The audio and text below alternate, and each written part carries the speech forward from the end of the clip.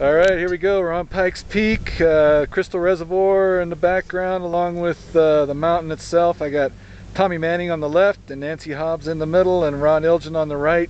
And these guys just did a little run, kind of a practice run for the Pikes Peak Road Ascent that's coming up on August 28th. Yep. Right on. Cool. Maybe you guys can just kind of tell us how it went. Sure. I thought it was great.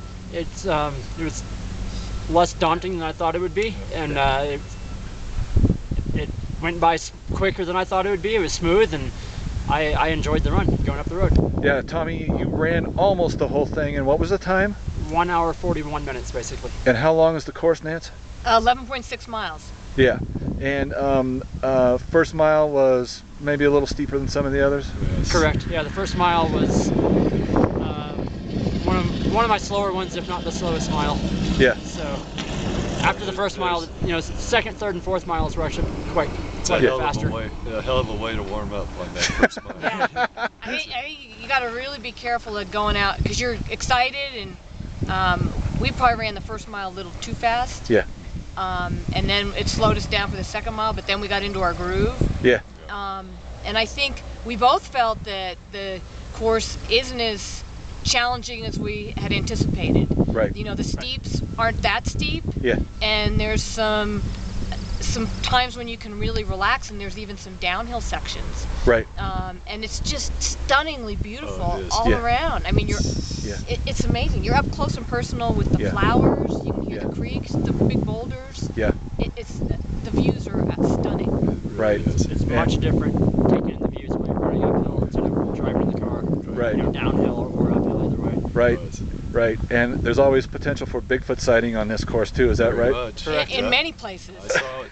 There's many copses of trees and outcroppings of aspens, and you look down to the meadows, and you're almost certain there's a Yeti.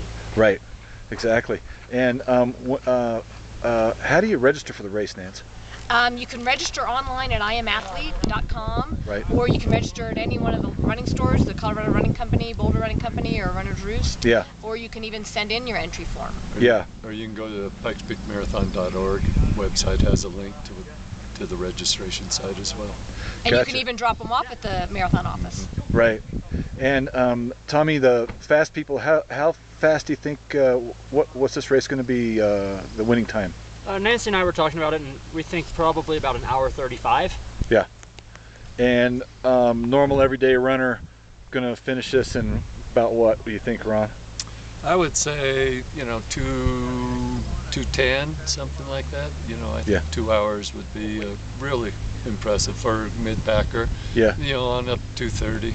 And doable race by almost anyone who's in relatively good condition and been putting in some, some decent miles. Can do 11, 12 miles. Yeah. I was thinking about that during the race, and this is, I think, much more doable than, say, the Pikes Peak Ascent. Right. Because it's on the it's on the road, not the trail. It's not as steep. It's not as long.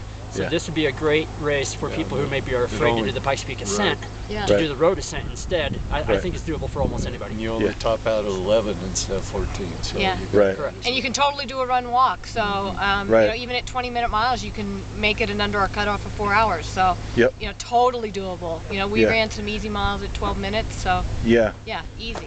Is there anything else people ought to know about this race in terms of getting to the starting line, parking, and all that? We'll have all that on the website. Yeah. So we'll clue people in on that. There's a lot of parking down below, and they can walk up to the. Based on the numbers, we may be busing people from further away if we depend on how many runners we have. Pretty much from the just below the start area, there's a good amount of parking.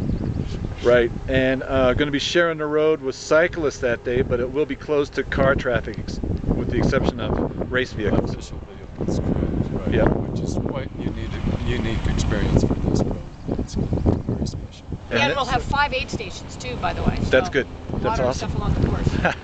and besides us three today, it'll be the only chance people ever have to run up the road. Right. Which is you know, a very exceptional experience.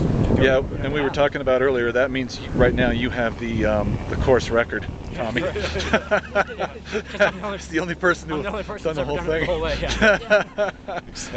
And then after the race, big celebration back down in Manitou. Huge celebration. Yep. With the bikers, we'll all have quite the party going on down lunch there. For all the runners. Free beer and lunch. Very nice lunch.